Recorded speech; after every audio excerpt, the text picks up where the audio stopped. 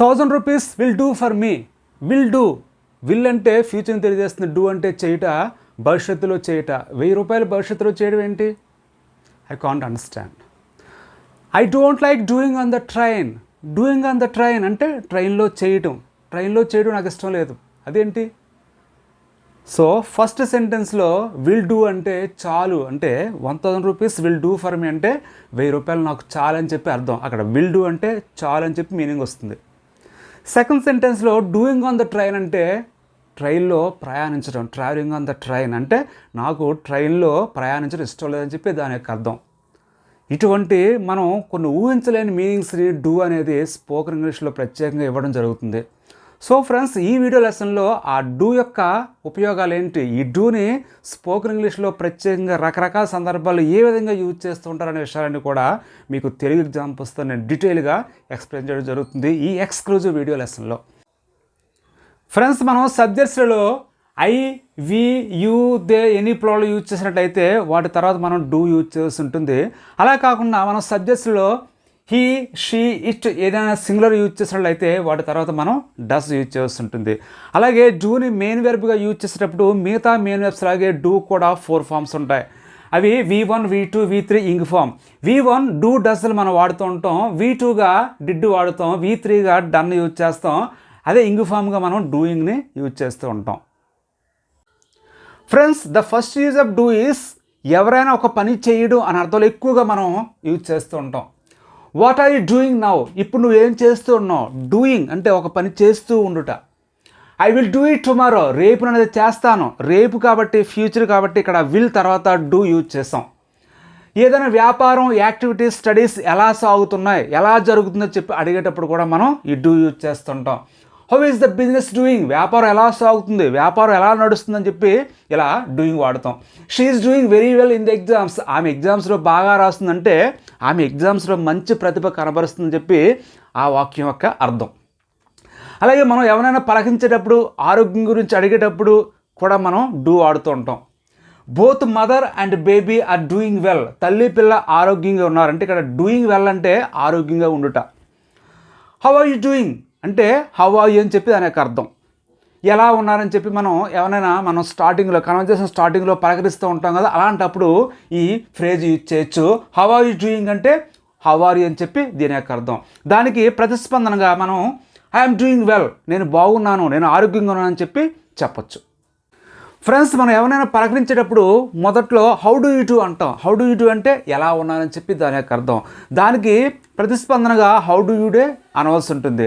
Next one, మనం చేసే task కానీ యాక్టివిటీ గురించి కానీ చెప్పేటప్పుడు కూడా మనం డూ, డస్, డిడ్ యూజ్ చేస్తుంటాం.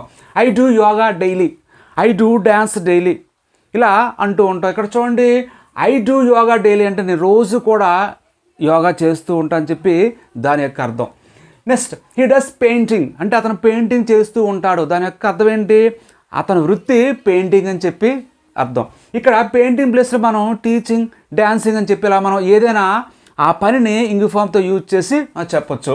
He does dancing, he does teaching ఆ విధంగా. నెక్స్ట్, ఏదైనా జాబ్, ఆక్యుపేషన్ గురించి చెప్పేటప్పుడు కూడా మనం ఈ డూ, డస్, డిడ్ యూజ్ చేస్తుంటాం. What do you do? మీరు ఏం చేస్తూ ఉంటారు? ఇక్కడ మీరు డిఫరెన్స్ అబ్జర్వ్ చేయండి.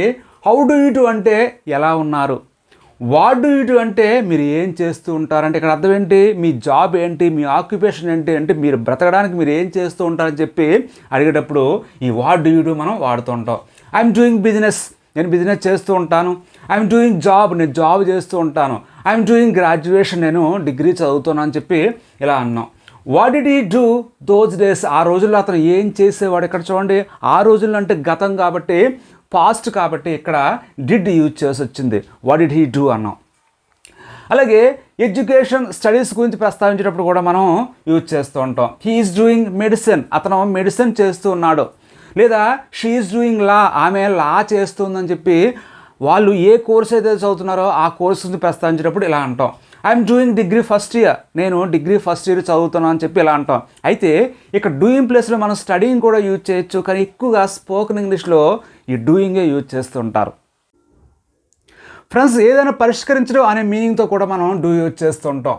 I can't do their problem అంటే వాళ్ళ సమస్యను నేను పరిష్కరించలేను. Will you do this sum, ఈ లెక్క చేస్తావా అంటే ఈ లెక్క పరిష్కరిస్తావని చెప్పి అర్థం, అంటే ఈ లెక్క చేస్తావా అని చెప్పి ఇలా అంటాం. నెక్స్ట్ కాపీ అంటే ఒకరిని అనుకరించడం. చూడండి, he does NTR voice exactly, అతను ఎన్టీఆర్ వాయిస్ని ఎగ్జాక్ట్గా అనుకరించగలడు. Her daughter is doing hair when she is dancing, ఆమె డ్యాన్స్ చేస్తున్నప్పుడు వాళ్ళ పాప తనను అనుకరిస్తూ ఉంది అంటే ఫాలో అవుతూ ఉందని చెప్పి ఇలా అన్నాం. నెక్స్ట్ పెర్ఫామ్ అంటే ప్రదర్శించడం.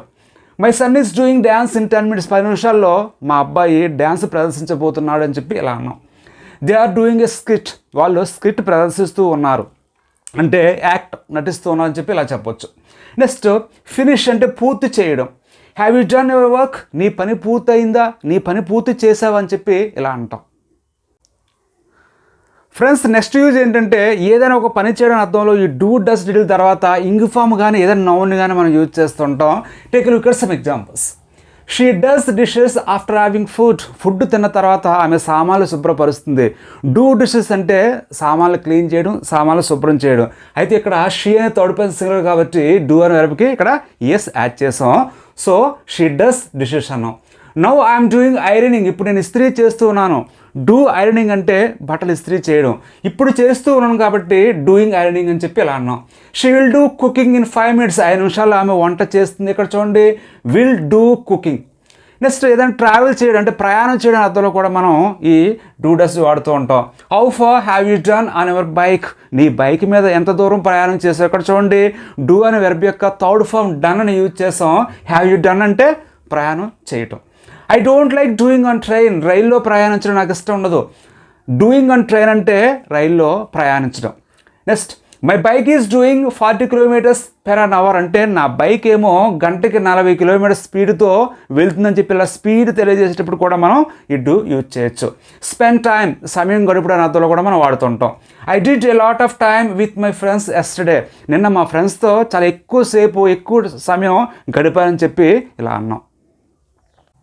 ఫ్రెండ్స్ సరిపోవుట చాడు అనే మీనింగ్తో మనం విల్ డూ యూజ్ చేయాల్సి ఉంటుంది. చూడండి, this room will do for us, ఈ గది మాకు సరిపోతుంది. ఇక్కడ విల్ డూ ప్లేస్లో ఎనఫ్ కూడా యూజ్ చేయొచ్చు అదే అర్థంతో. 1000 rupees will do for me, నాకు 1000 రూపాయలు సరిపోతాయి. నెక్స్ట్ వన్ ఆహారం వండుట, ఫుడ్ సిద్ధం చేయడం అర్థంలో కూడా మనం ఈ డూ డస్ డిడ్ యూజ్ చేస్తుంటాం. Who is doing the food, food ఎవరు తయారు చేస్తూ ఉన్నారు అంటే ఇక్కడ డూయింగ్ ద ఫుడ్ అంటే ఆహారం తయారు చేయడం. I won't do anything, I'm tired, నేను అలసిపోయాను, నేను ఏమీ చేయలేను వంట అని చెప్పి ఇక్కడ ప్రత్యేకంగా వంట గురించి ప్రస్తావించినప్పుడు ఇలా ఐ వోంట్ డూ అంటాం. ఏదైనా నకలు అంటే కాపీ తీయడం, జెరాక్స్ తీయడం అర్థంలో మనం ఈ డూ డస్ వాడుతూ ఉంటాం. యాక్చువల్గా జెరాక్స్ అనేది ఒక కంపెనీ నేమ్, మనం కాపీ తీయడం లేదా ట్రూ కాపీ తీయడం చెప్పాలి తప్ప జెరాక్స్ తీయడం అని చెప్పి ఇంగ్లీష్లో చెప్పడానికి వీలు లేదు. I will do a copy for you, నీ కోసం కాపీ తీస్తాను. పనిష్, శిక్షించడం అర్థంతో కూడా మనం వాడుతూ ఉంటాం. They did him for stealing money, అతన్ని శిక్షించారు ఎందుకు, డబ్బు దొంగిలించాడని. నెక్స్ట్ స్టీల్, దొంగిలించడం అర్థంతో కూడా మనం వాడుతూ ఉంటాం. The thieves did jewellery from the shop, ఆ షాప్ నుంచి దొంగలు జ్యువెలరీ అంటే ఆభరణాలని ఎత్తుకుపోయారు, దొంగిలించుకుపోయారు అని చెప్పి ఇలా డిడ్ యూజ్ చేసాం పాస్ట్ కనుక. ఫ్రెండ్స్ మోసపోవడం అర్థంలో మనం కొన్ని సందర్భాల్లో ఈ డూ యూజ్ చేస్తూ ఉంటాం పాసివ్ వాయిస్లో. చూడండి, this is fake product, you have been done, ఇది అసలైన ప్రొడక్ట్ కాదు, యూ హ్యావ్ బీన్ డన్, నువ్వు మోసపోయావు, నువ్వు మోసగింపబడ్డావు అని చెప్పి ఇక్కడ హ్యావ్ తర్వాత బీన్ యూజ్ చేసి తర్వాత డూ అని వెర్బ్ యొక్క V3 యూజ్ చేస్తాం పాసివ్ వాయిస్లో. నెక్స్ట్ వన్ డ్రగ్స్ తీసుకోవడం అతను కూడా మనం వాడుతుంటాం. He is to do drugs in his college days, అతని యొక్క కాలేజ్ రోజుల్లో అతను డ్రగ్స్ తీసుకుంటూ ఉండేవాడంటే గతంలో తీసుకుంటూ ఉండేవాడు, ఇప్పుడు మానేసాడు చెప్పి అర్థం వస్తుంది. ఎందువల్లంటే ఇక్కడ ఈజ్ టు యూజ్ చేస్తాం కాబట్టి. అలాగే పార్టీ సోషల్ ఈవెంట్ గురించి ప్రస్తావించినప్పుడు మనం డూ యూజ్ చేస్తుంటాం, అయితే దాని ముందు అక్కడ ఏ యూజ్ చేసి ఉంటుంది ఖచ్చితంగా. ఈ arrange a big do for his birthday, అతని బర్త్డే సందర్భంగా అతను పెద్ద పార్టీ అరేంజ్ చేశాడు. ఇక్కడ చూడండి ఏ బిగ్ డూ, డూ అంటే ఇక్కడ పార్టీ, ఏ బిగ్ డూ అంటే చాలా పెద్ద పార్టీ అని చెప్పి అర్థం. Getting promotion, will you give a do for us, promotion వచ్చినందుకు నువ్వు పార్టీ ఇస్తావా, విందు ఇస్తావా అని చెప్పి అన్నాం. ఇక్కడ ఈ డూ ప్లేస్లో మనం ట్రీట్ కూడా యూజ్ చేయొచ్చు, ట్రీట్ అన్నా డూ అన్నా ఒకటే, ట్రీట్ అంటే విందు పార్టీ అని చెప్పి అర్థం. నెక్స్ట్ డూస్ అండ్ డోంట్స్, చేయవలసినవి మరియు చేయకూడనివి. After carefully observing dos and don'ts after that you start the work, ఏమైతే చేయాలో ఏమైతే చేయకూడదో జాగ్రత్తగా అబ్జర్వ్ చేసిన తర్వాత నువ్వు పని మొదలటని చెప్పి ఇక్కడ డూస్ అండ్ డోంట్స్ అనే దాన్ని నౌన్గా యూజ్ చేయడం జరిగింది. If you want to learn English easily without knowing much grammar, watch videos on my YouTube channel, Learn English with Venkat. Thank you for watching. Keep learning.